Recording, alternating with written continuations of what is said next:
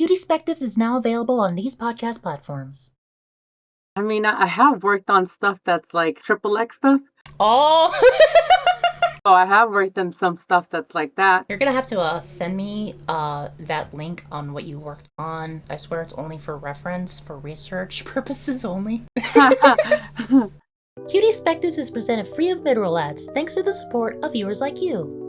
Hello everyone, welcome back to Cutiespectives, sharing the perspectives of people all throughout the LGBT spectrum. I'm Jasmine Page, and today I'm welcoming another very special guest to the show, 3D animator and DJ Evelyn Hernandez. Thank you so much, Evelyn, for joining me on the show. It's great to have you here. Of course.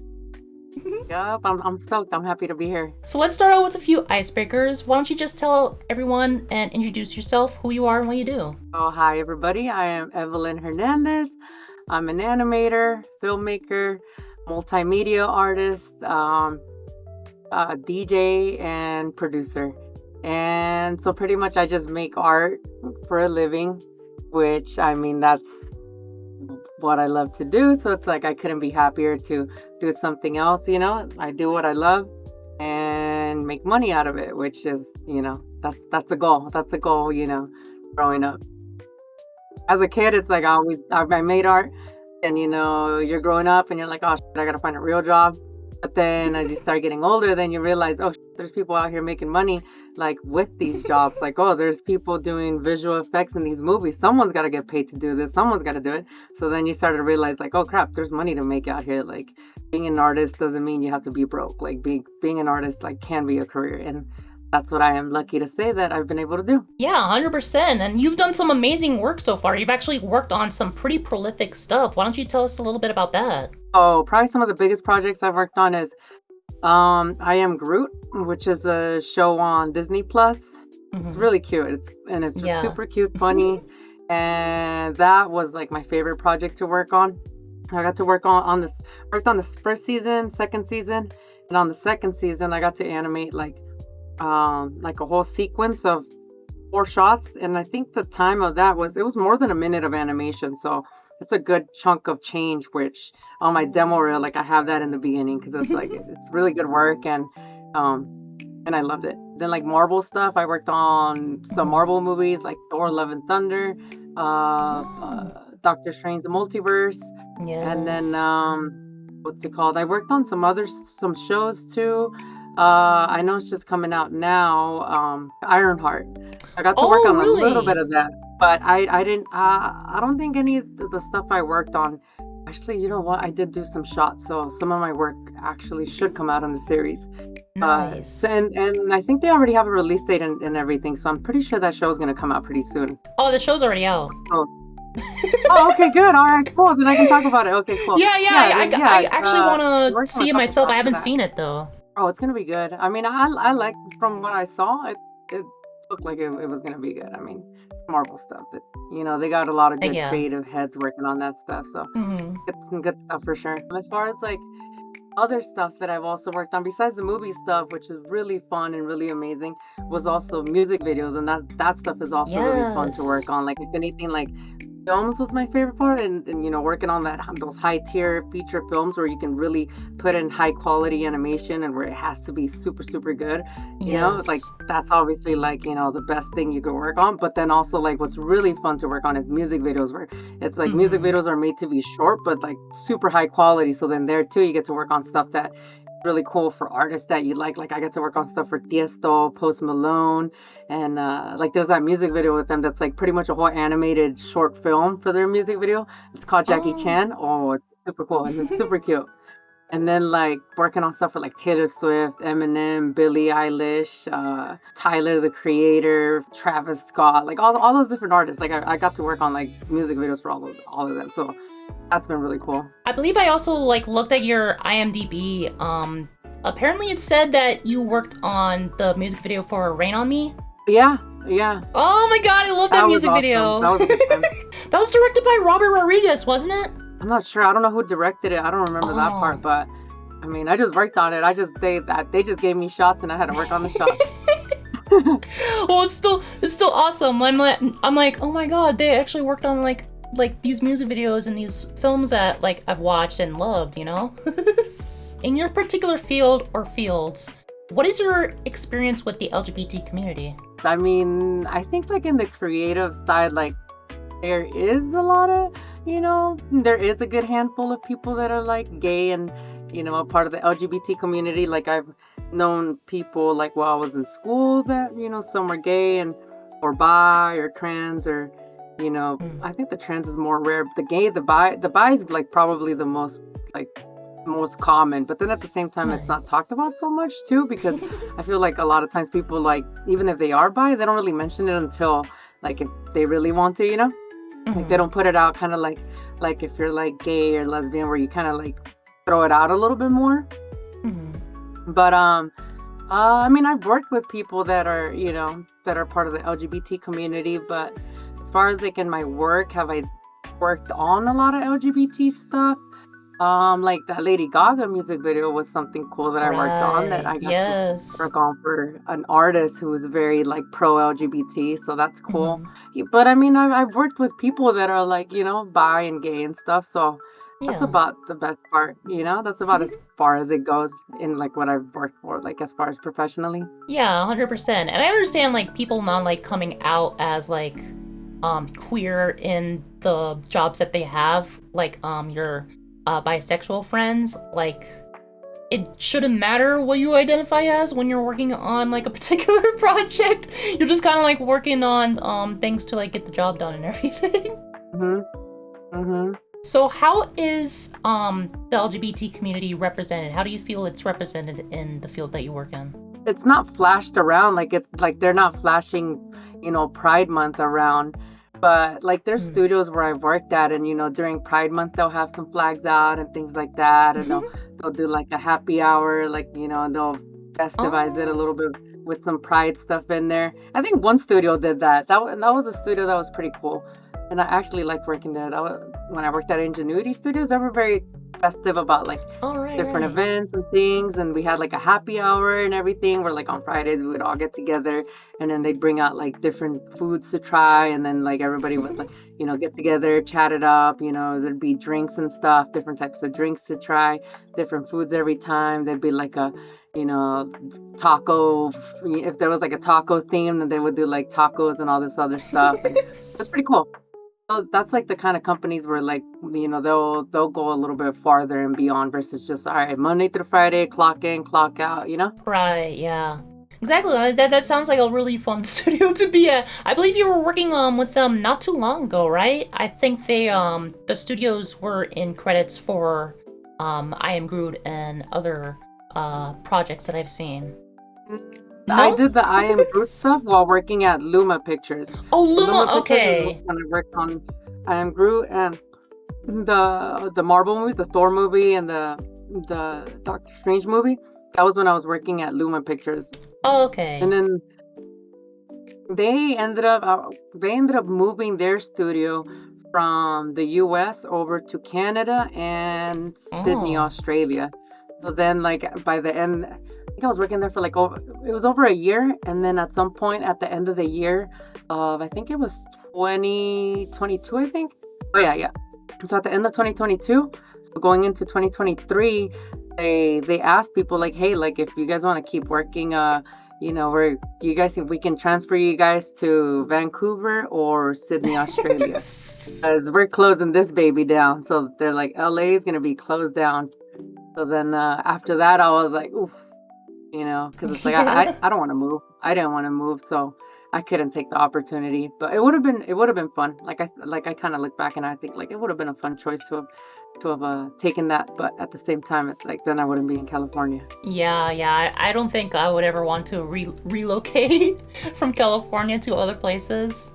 In your opinion, though, what are your thoughts on the community as a whole? I love it. I personally love it. I mean, I like Pride Month because then there's a bunch of cool events going on. There's Pride events going on, and there's people just going out and just showing love for each other and just representing what, their openness to life, because it's like, honestly, like at the end of the day, it's like, being a part of the LGBT community just means you're just open-minded to respect everybody's differences, because everybody is different and everybody chooses to live a different life as far as like, who they want to be and who they want to love, and without any shame being put on them and without any judgment being shown to them. And I mean, I think that's the beauty of it, is that it's just people being able to express themselves freely and not be looked down at for that. Because it's like, other than that, it's like, then it's like people are trying to shun you for being gay, shun you for wanting to change genders, shun you for liking any kind of person. Yeah, I wholly agree with that. So, like, with that being said, you mentioned we're just talking about the community as a whole, but what are your thoughts on people within the community on a individual basis? I don't know. I mean, I like people that are in the LGBT community. Like, I'll go to, even being like as a DJ, being in clubs with EDM music, like that kind of started up with like a community of like the gays in Chicago and stuff like that, where, that's how dance music grew and the rave culture kind of began. So it's like, I love the culture, and I think that, it's nice to be like, even going to raves, you just find so many people that are, gay in there, which is awesome. Yeah. And so like, and then when I go out, like if there's events that are going on, it's like, oh, if it's something that has to do that's like LGBT, then I'm like, oh, even that gives it even more reason for me to go and be in an environment where people are going to just be more friendly and open-minded to everybody. That's crazy. I didn't even know that the EDM scene and raves and stuff spawned from the LGBT community. That's a new thing that I've never heard of. That's accurate, right? Yeah, it started with like black people, gays, and people that were like, in Chicago, Detroit, and also, and then yeah, that's like where house music kind of began. That's like, there was like this thing. I don't know if you ever heard of what is it called, the Club Kids. I don't think I have. There's a movie called Club Kids. You should watch it. It's really good. And it's like, pretty much, it's like these ravers that are like, they get all like dragged out and everything, and then they'll be out like going to like a bunch of raves and stuff. Oh, Party Monster, right? Oh yeah. There you go. Yeah, so Party Yes. Monster's about like club kids. Okay, I have heard of this film. I have not seen it myself, but like after you telling me about this, I'm definitely going to be looking at it. Maybe I'll watch it tonight. There you go. So you've worked on several prolific projects in the past, including iconic music videos, some major Hollywood pictures. What was your journey from when you first fell in love with the craft to getting to where you are in the industry now? The journey was, well, I mean, I was drawing since I was a kid. Since I was in kindergarten, I was drawing, and like, even like back then, like I remember my teacher kept a portfolio of my work, and then once I finished elementary, then all of a sudden I was given this portfolio with like all my artwork since like kindergarten, and I'm like, what the heck? I'm like, how did this go through like every teacher and comes back to me? And I was like, what? I was like, this is amazing. And so then I went to middle school, kept on doing art, and then in high school I kind of started doing more like digital stuff. So then I got to work with like CAD programs and stuff, because I took like CAD classes. And then I also took like a 3D class there, so I also got to get introduced to like 3ds Max and some Photoshop. I was like, oh, okay, like I'm loving this stuff. So then once I graduated high school, then I went to a community college to do CAD. And then I realized while I was doing that, I also was working doing CAD, doing like architecture stuff, designing like high-end doors and stuff for like those rich people houses with those beach sliding doors and stuff, and the folding ones and all that, like super cool ones, like those super nice doors that are like all big and heavy, made out of like wood or like aluminum with like just all glass. I was like designing those kind of doors. And then while going to school, it's like it was boring for me. And then that job was like whatever's, it was a job. And so then I saw that I was looking into other schools where I could study more visual effects type of 3D or like for games. So then I switched to another college. I went from Maricosta to then Palomar College, and then there they had like a track for video game design and 3D. It was 3D modeling and animation. So then I did that, and then that's where I was like, okay, this is what I need to do. Because then I took a class where I was doing Maya, and I was just like, this is where I'm supposed to be. Like I'm in love with this. Like this is life right here. Oh. So then I just kept on working on stuff there. And then I would start doing some freelance stuff and side projects and stuff and work on like short films with friends and people that I know and people from that same school too.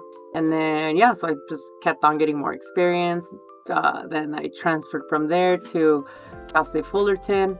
And then there I was doing an animation track. So I'm getting an AA in animation at Palomar College. And in Cal State Fullerton, I got a BFA in animation. And then, so that was 3 years there. And then after that, then it was time to start looking for more work. So then at one point, it took me a bit, but then at one point, one of my friends, he sent in my demo reel to his studio where he was working at. And then they liked my work, they hit me up, and then they interviewed me, and then I started working at Ingenuity. Nice. It's great that you have like connections with that, because like not a lot of people do, but that's why networking is important, which is what I kind of like talked about with my last guest as well. That's the beauty of school. Like, if anything, when people say like, do you need school? Should you go to school? And it's like, you don't need it. You can learn any trade, especially now, like on the internet easily. But the beauty that going to school does bring you is it does create this network of a community. You get to belong. You get to get introduced to a community where you find other people that are passionate in the things you do. And I've made like a lot of friends that have become like my best of friends from going to college, whether if it was at community college or whether if it was in, like at Miracosta, I made good friends. Palomar, I made some really good friends there too. And then at Cal State Fullerton, I did there too. It's like, even though it costed money and everything and you don't really need school, it still created a lot of opportunities for me and it created a chance for me to meet really cool people. Yeah, that's incredible.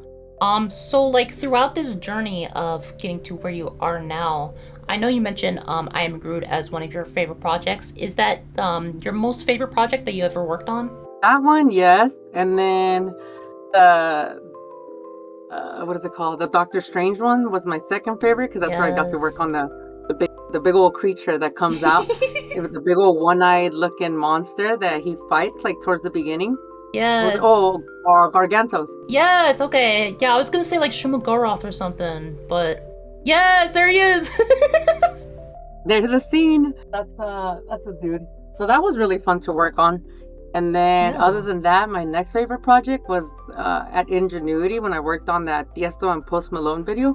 It's Tiesto, Drezzo, Post Malone. And that one was like all fully animated, very stylized, kind of like almost like a Roblox kind of style. But then the animation was, super cool, super vapor wavy colors where it's like purples, pinks and everything. Then they're like cruising through in like this futuristic looking city with like a Lamborghini and stuff. And, and then they're like these little cute blocky characters just like singing and stuff. It was really cool.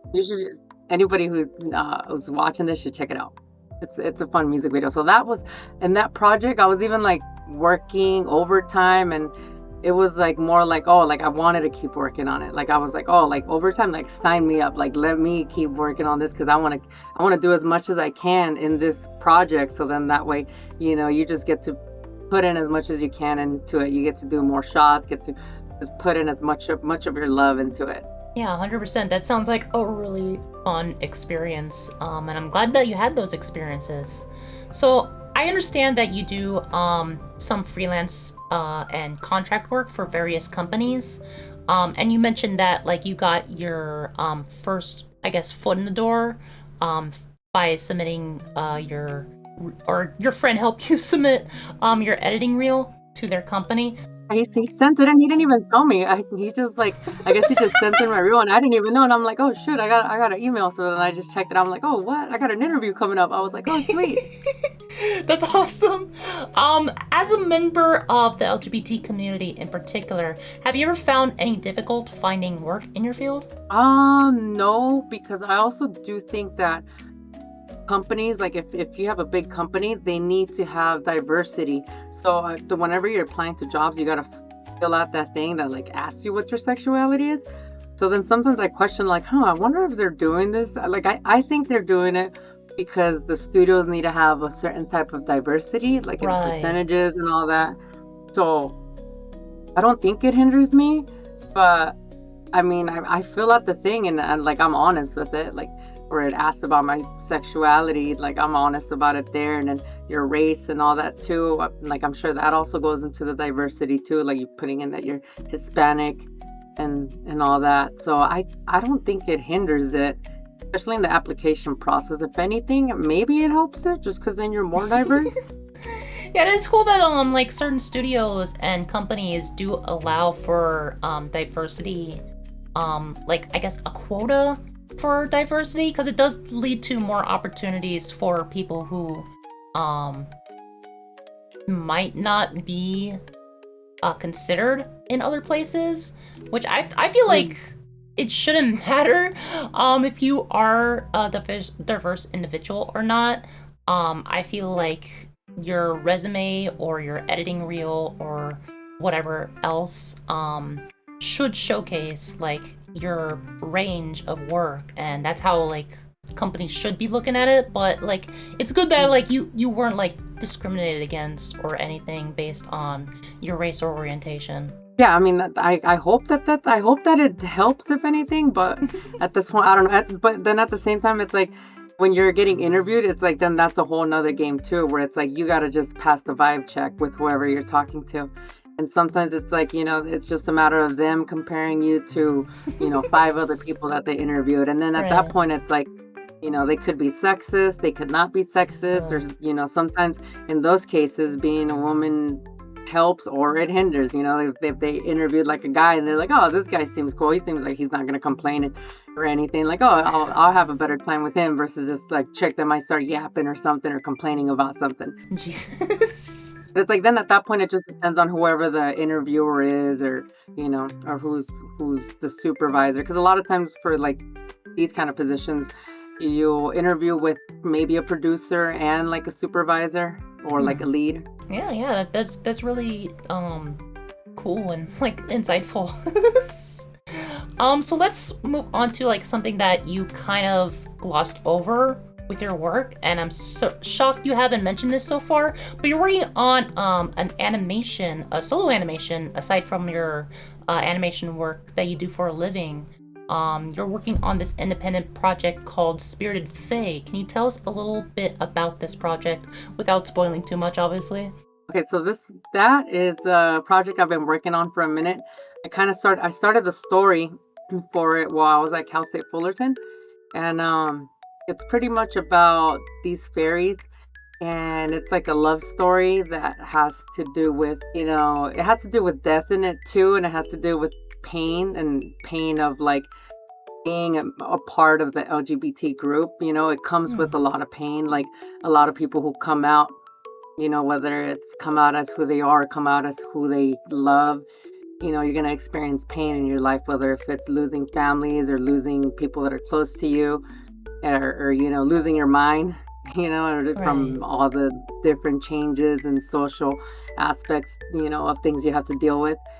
So in that film, it's a heavy film. There's it's about this main character, this main fairy named Faye, who loses her partner, and then she's just going through the spiritual journey throughout the film, and trying to make the best of life. And like like I said, I'm not gonna spoil anything, but I'm just gonna say like it's gonna be it's a heavy film with a heavy topic, but there is a lot of good in it too. Like there is a happy ending, and stuff like that. So it's not gonna be all just that gloom and doom. Right. But exactly. yeah, and I've been working on that kind of like on the side, outside of when I have time. And then like sometimes I'll work on other projects that isn't my film too, because I'm also trying to uh get my skills up to like certain things. Like sometimes I'll work on a certain project that has to do with another program. So then sometimes on my downtime, I'm learning a different program and learning different things too. So then that way I can be more ready for those type of projects. Like I think one time I just started working on like ad animation type of stuff, and then I ended up getting a job working for ASICS, which was doing product animation. So I'm like, okay, cool. Yeah. And then like And I've had other times where, right now, I've been working on some AI stuff too, just kind of playing with it, working on your own projects. Because I'm like, I know that AI right now is gonna start running the ball, and there's gonna be a lot of AI stuff coming in. And so even as an artist, like seeing that, like, oh, this is still like obviously like animating something with your passion and doing it like as a craft, like it'll look still way better. But the work that would take you like a few weeks is now shrunken down to like an instant, where it's not as good, but you get some final result in like minutes. So it's like, oh, like it's it's trippy to watch. It's trippy to watch, and it's kind of, I mean, it's not scary, but you just know there's gonna be a lot of garbage out there too. Like there's There gonna already be. is. Mhm.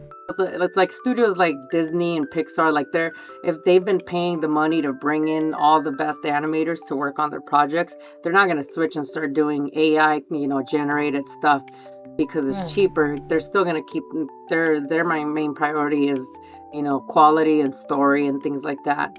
And but there's gonna be a lot more independent people and smaller companies that are out there just dishing out AI stuff like if there was no tomorrow. That's for sure. A lot of slop on the internet, true, as if we didn't have enough on here. Yeah. You mentioned this project originally, like a few years ago, the Spirited Fae, getting back on subject. Yeah. And although it's still in its pretty early stages in its development, I'm personally still hyped to see it come out. I love hearing that it's about like, it's going to have a happy ending, but it's still like about grief, which is how like, I don't even think, it's not even like specific to the LGBT community. I feel like a lot of people can like really enjoy a story like this and empathize with the characters, because grief is just such a human thing. But also like the animation, because you have these early beta kind of pre-alpha footage that you're showcasing as you're going along in this journey. A lot of it and your art style is kind of akin to like Pixar or DreamWorks animation. I see like notes of like anime influence in there. Some definitely psychedelic elements going on as well.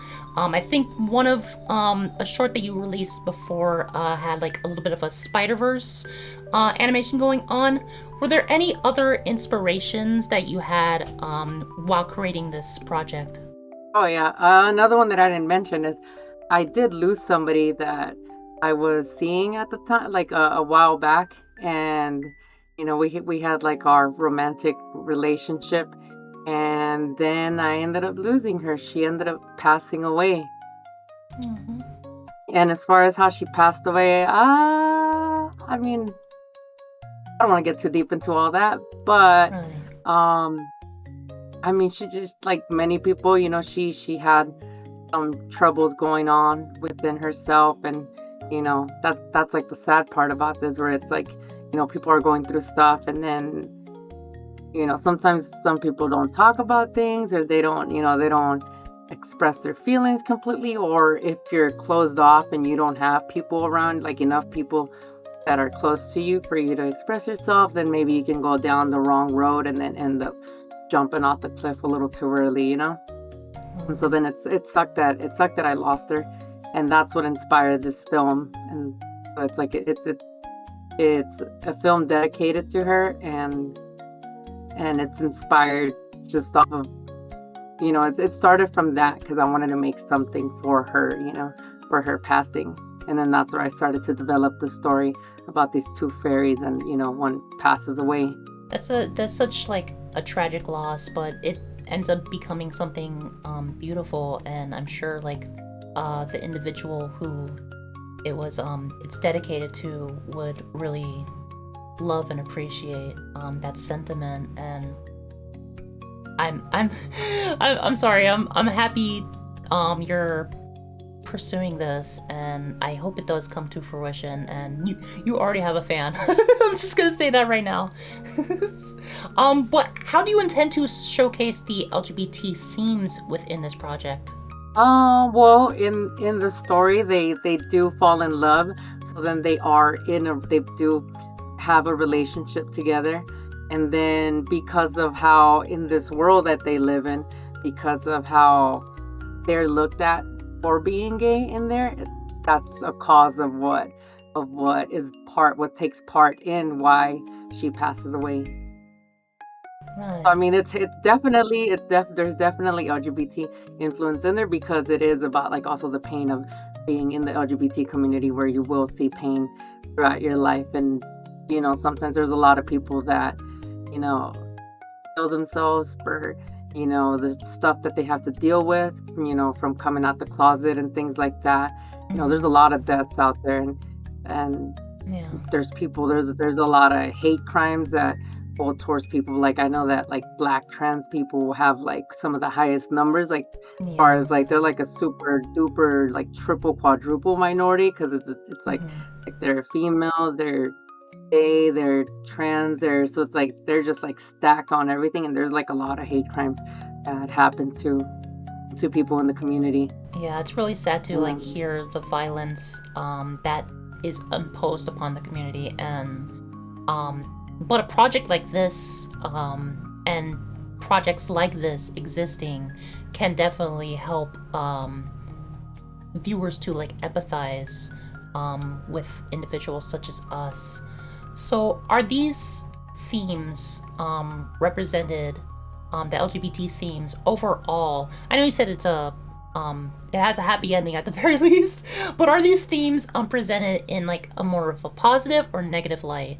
Well, I mean, the theme is presented in a way to bring awareness to people through like a cool creative story and a cool fun animated story. Because it's like when I watch movies that are animated, like I like seeing movies that have like a whole story behind it, and they make you want to cry and stuff like that. They really take you through a roller coaster of emotions, and they're fun to watch because it's kind of like watching movies like Spider-Verse or watching like Wreck-It Ralph. And there's those like the scene where they're pushing Vanellope around and they're like bullying her. They throw her in the mud, and then Ralph is back there just watching these girls like bully her. And it's like that, even that part, it made me wanna like tear up. Like, you get sad just watching this girl get bullied around and stuff.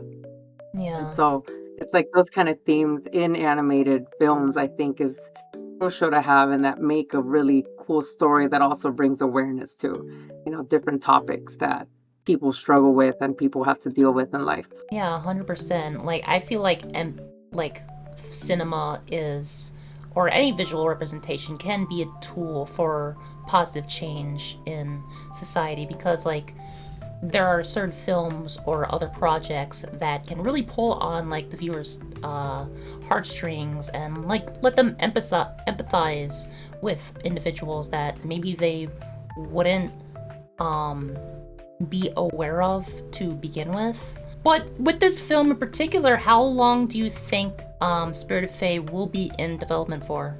Oh, that's a good question right there. Okay, as far as how long it'll be in development for, that's like, it's definitely a passion project that right now, my budget on it right now is me working on it. So it's just me working on it, and I already have a like a first pass of the animatic. So it's like the storyboard when you start putting it into a video. So I have one version of that, and then I've created the character. I still got to do some more stuff. I've done like a test shot. Like there's this cool test shot I have on my page where you see her like dropping into this scene and then going and like just doing like this little attack type of stuff. She's like dodging some attacks. Right. And so that's like a fun scene. You can see like as far as like you get a little feel for it. And yeah, I mean at some point I think what I want to do with it is for sure finish a trailer.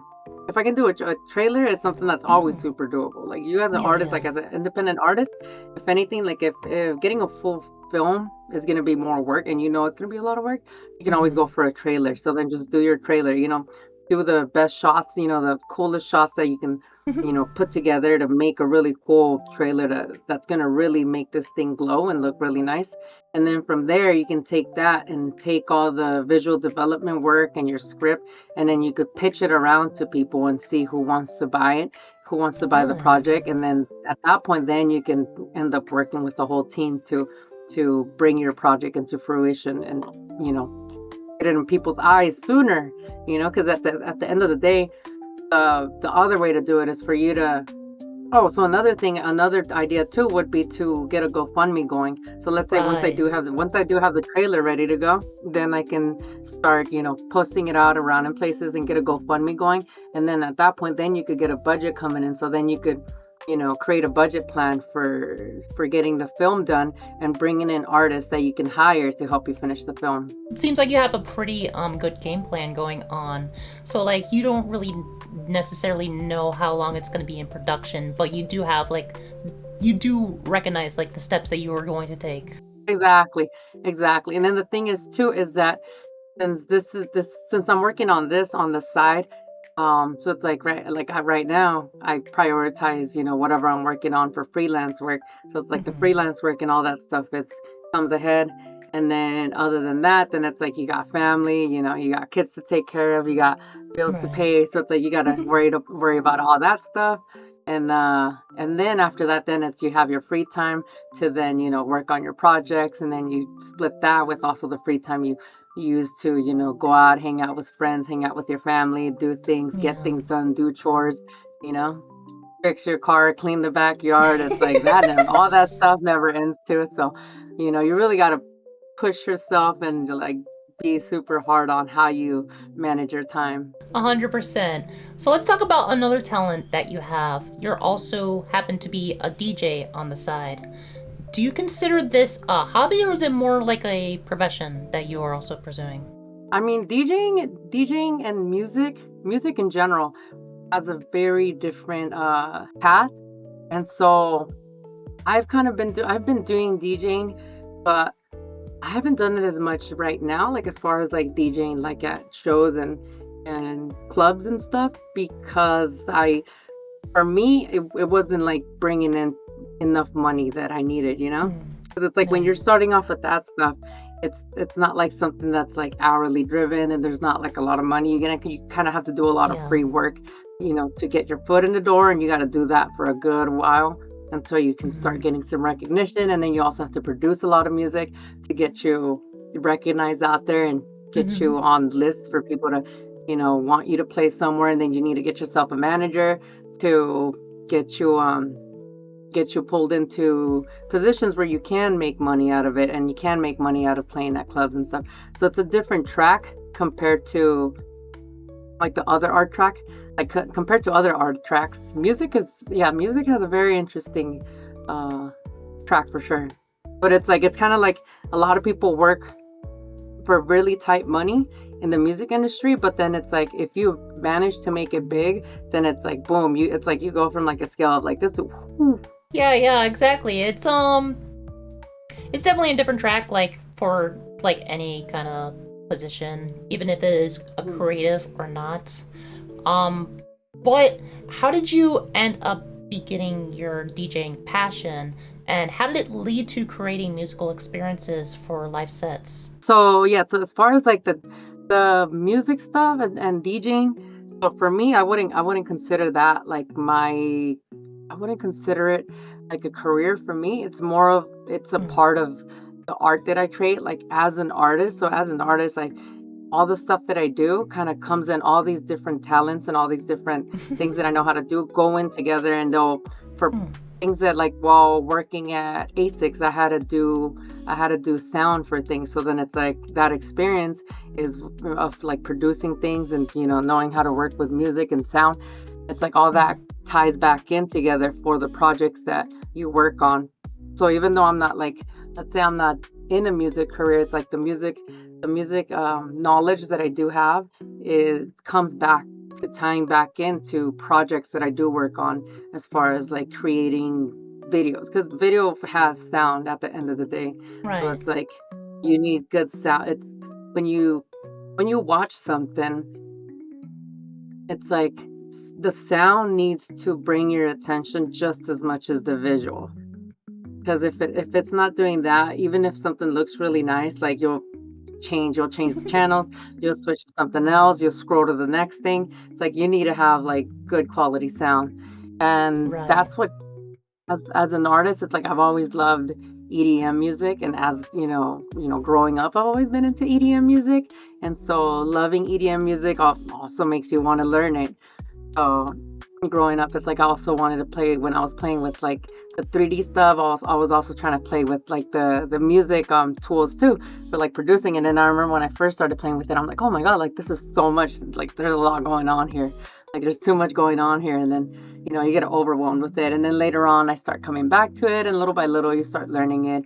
And then the DJing part was like, hey, I like listening to mixes, but then you're like, hey, I want to make my own mix because I want to make something that I want to Right. listen to and I'm going to enjoy. Yes. And then like you'll listen to other people's mixes, and you know what, they could have done this with it. Or you find a DJ that inspires you. Like for me, Eric Prydz inspired me, and I like the way that he DJ'd.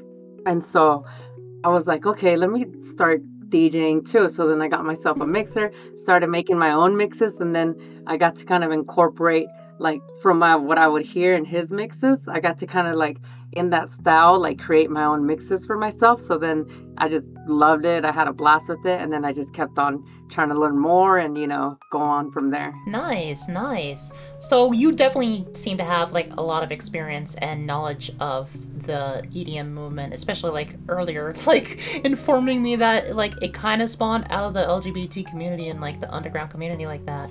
Um, and you've released several tracks and sets based in this progressive house and techno in the past. But other than the artists that you mentioned earlier, do you have any other main musical influences or inspirations? Oh yeah, of course. Like some of the tracks that I have, like there's music that I have, but it's kind of still a work in progress. But And then as far as like a lot of yeah, I have released a lot of mixes out there for people to enjoy and listen to. And but as far as like the influence, I really love artists like Dead Mouse, Hmm. Cascade, uh, the progressive stuff that, Tiesto and Armin van Buuren used to make. And then, even in Eric Prydz too, still like aside from how Yeah. he DJ'd, like I've always loved his music. And yeah, I mean, I'm constantly inspired by what people are creating and what new artists are creating. But those are some like the main artists that kind of like that sparked the light, from when I first got into it. And then like sound, like the sound of like hard house music, I really loved since I Oh, kind of got into music when that was a thing, like happening when I was young. And yeah. so then that's kind of like a sound that I try and bring in to new tracks now, and kind of bringing back like a little old school sound into new music.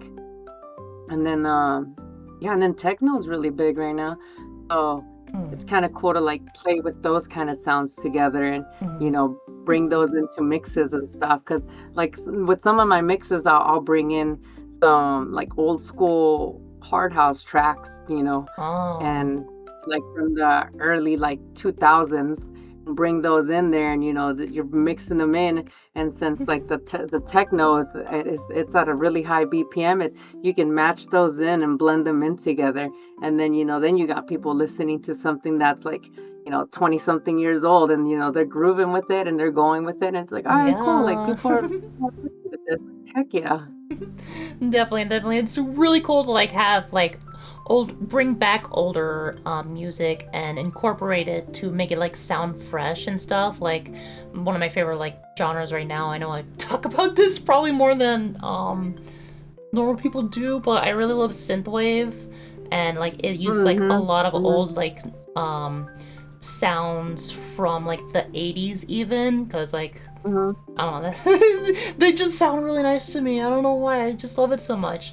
But do you have a particular musical philosophy that you reflect on each time you are about to perform a set? As far as musical philosophy, it's about the journey. So it's like I keep in mind like the journey and the crowd that I'm gonna be around, and the event. Like knowing what kind of music is gonna be played, knowing what the person before you is gonna play and after you, and then knowing Hmm. what the type of crowd is that you're gonna have.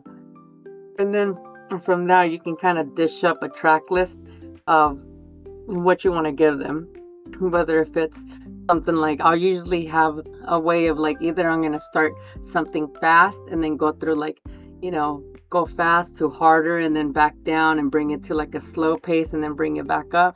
But it's like you gotta like create these moments where, it's not just one flat journey. It's like you gotta give them a wave of different types of music through that. And Right. sometimes it could be like a very wide type of music, whether if it's going like from house to like rhythm and then, down to like some melodic future bass and then back to some house or Yes. finish it with some Hmm. techno. Or it could be, you know, the house music that you take from fast speeds to tracks that are more slower and more melodic and emotional and then back to something a little bit more partied up and energetic.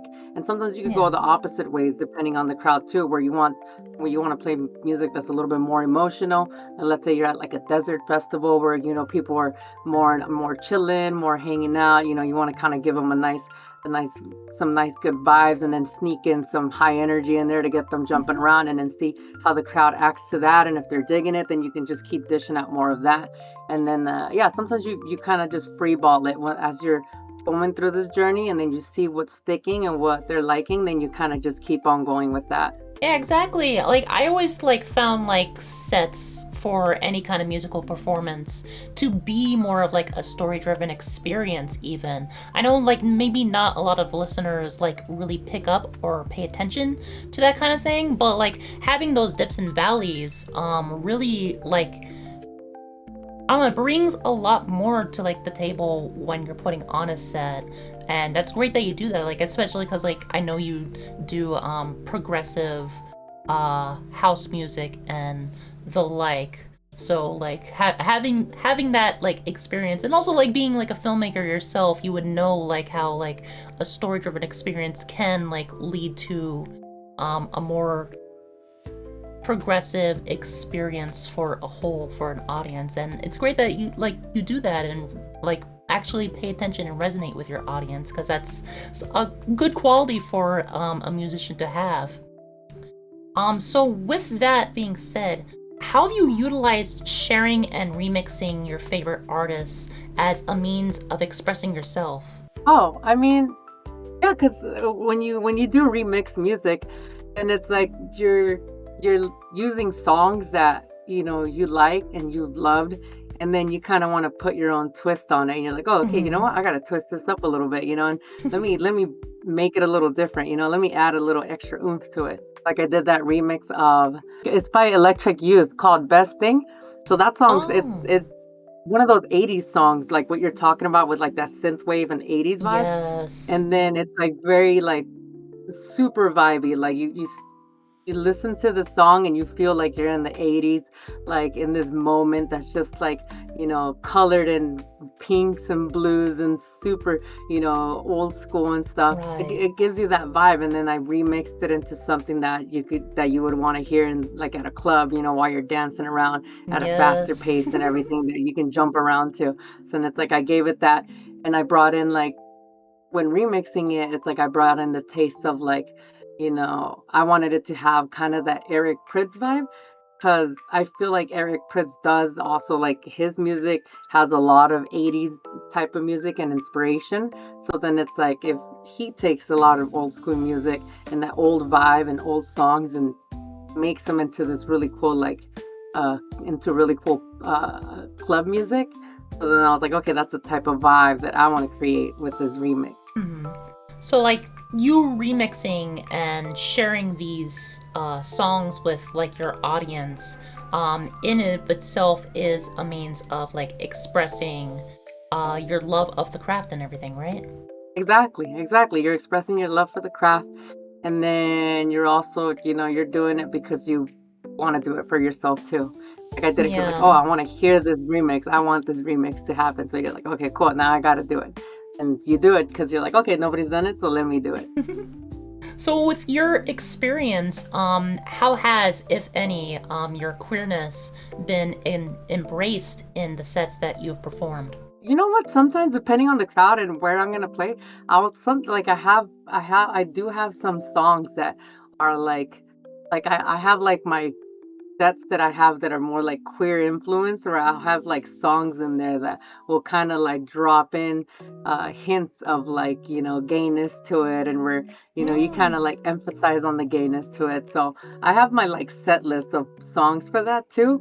So then that way, if Mhm. I am in that type of party environment or somewhere where I do want to drop a little, give it a little extra oomph, a little color, give Mhm. throw a little rainbow, throw some rainbow vibes Heck into yeah. a set, then yeah, I'll definitely drop in some good songs like that. I'll drop at least, one or two of those songs into most sets for sure. That's so fun. That's so fun. I can't wait to like actually like see you perform live. Like I've never seen you perform live. I saw your like videos and everything. But like oh maybe I'll be catching a set of yours in a couple months here. Yes, at Fiesta Island. Yeah, let's go! So there have been a lot of talks lately of queer people within the entertainment industry, both behind the scenes and on camera. While this is a hot button topic in some circles within our current generation, with individuals on both sides of the debate, in your opinion, what is the importance of queer people in entertainment? I think it's super important because I think people should be open-minded to just allow people to have the openness to be themselves, because it's like the opposite of, just having open-minded people.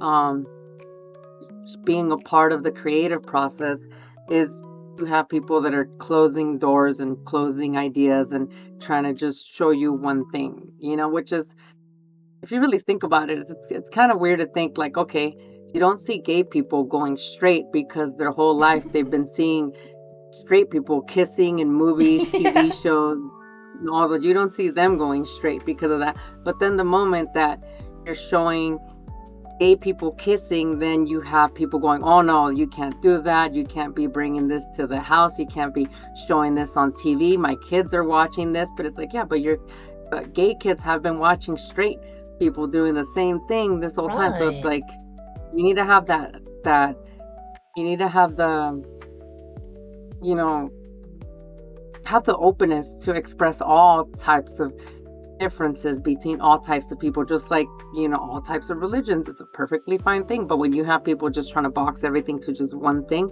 I think that's where, you know, you lose creativity, where then you lose the idea of people that, aside from having different ideas, people's different individualities, people are then just closed off, and then you're just locking things to where then they're calling it the norm, and then that's where people are like, oh, this is a norm, this is what we got to stick to, and we can't be showing anything else. Anything else that you see on TV is grotesque or something, or oh, you're doing something negative to the community of humans.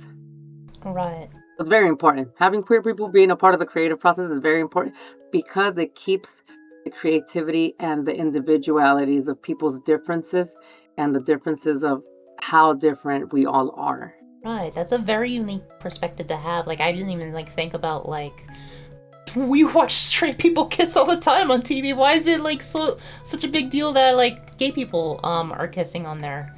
I personally don't think that this aspect of queer people in media should even be a debate in the first place. It shouldn't matter how a person is born or chooses to represent themselves, as when they are in a behind the scenes position in particular, as long as they get the job done, like that should be like the biggest thing that like really matters.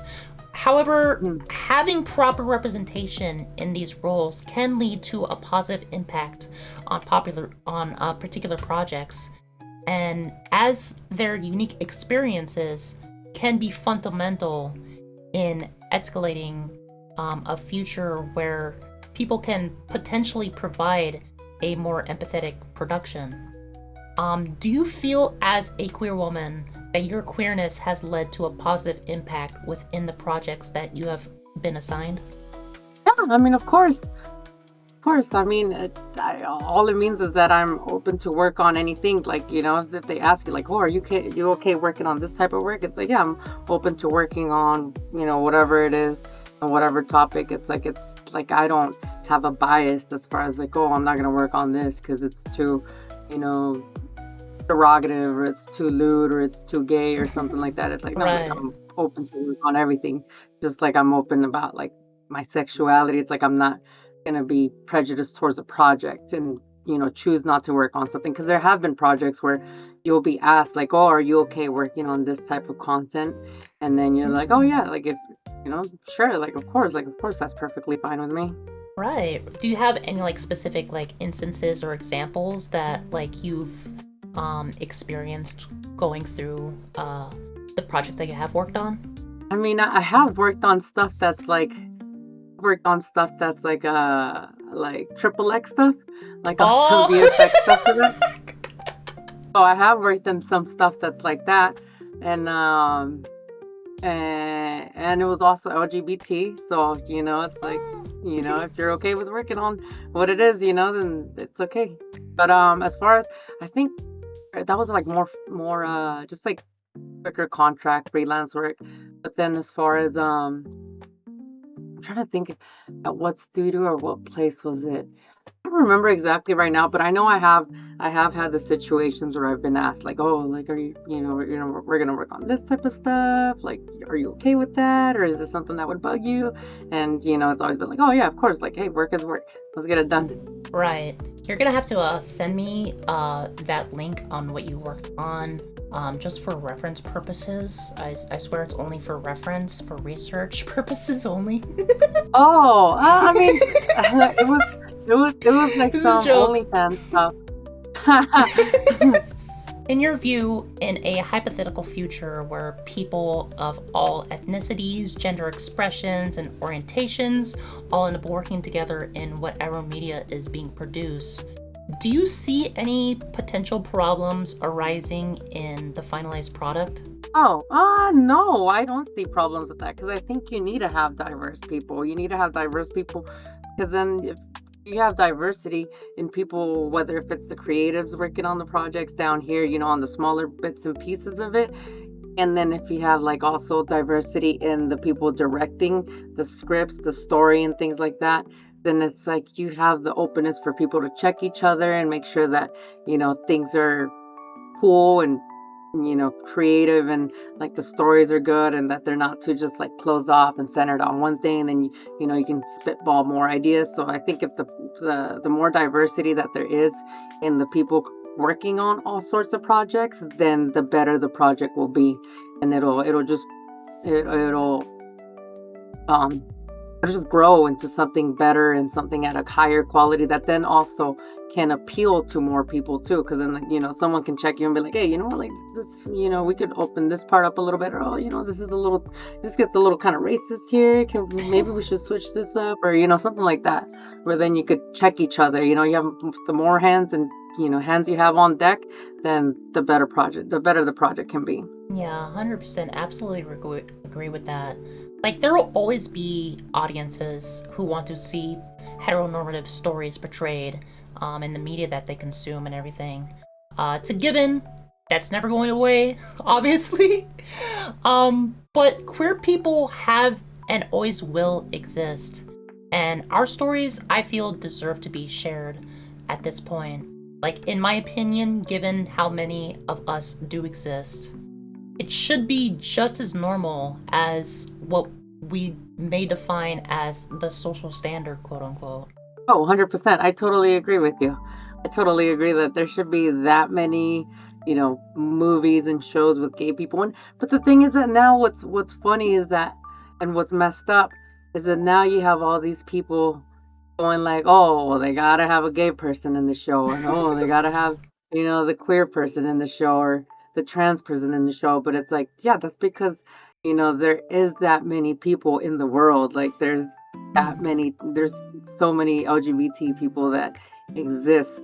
So it's like, for you to have people that are diverse in shows, it's like, what's the surprise in that? Like, what's the problem with that? Yeah, it shouldn't even be surprising. It shouldn't be. Yeah, absolutely, it shouldn't be a problem. Like, I personally get excited whenever I see like a non-binary individual in the thing that I'm consuming, or like a trans character who's like really well written. It just excites me as like an individual, like as a viewer. And while some like projects that like do like include like, oh, we have to have like the token gay character in our show, and sometimes it can feel exploitive, but that's where I feel like it's important to have diverse people in the background while working on this stuff, because they can actually like bring on their experience as well. Yup, 100%. I totally agree. Definitely. Yeah, we need more of that. There needs to be, I mean, it's like you can't pretend, you can't make media and pretend that everything is just the way that you want to Yeah. say it is, you know? You can't just drive on that closed off tunnel thinking that, oh, this is how I view the world and media should be that exact same way too. It's like, no, buddy, that's nah. 100%. So, do you have any advice for people like us who are pursuing either 3D animation or DJing? As far as advice is, if you enjoy it and you like it, then start doing it, start practicing it, start trying it, get on a computer, start creating something, make a video clip. If you want to do animation, start small, and if you enjoy it, then keep on doing it and then keep on getting better at it, keep practicing it. And if you want to make it a career, then start getting to know people that you can meet that can, show you the ropes, or, people that are also trying to get better at it too, because it's like you also need to have those people that you can grow with as an artist. You want to have people that you can send tracks to, send your mixes to, and be like, hey, check this out. Like, I have my friends that I that also DJ, and I would send them my mixes like, hey, let me know what you think about this mix. And then especially during the beginning when you're like, you're gonna have a lot of errors in there, you definitely want to hear them tell you like, oh, this part came out shitty, you should fix this part. Because it's like in the beginning your ear is not as trained, so you miss things, where after a while you start getting better at catching those things yourself.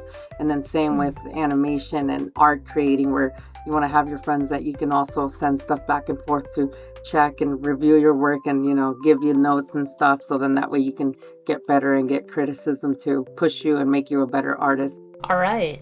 Well, that about wraps up my questions for you. Thank you so much for being a part of this show. Remind everyone where they can find you. Okay, yeah, and thank you for having me on. This was cool, this was fun.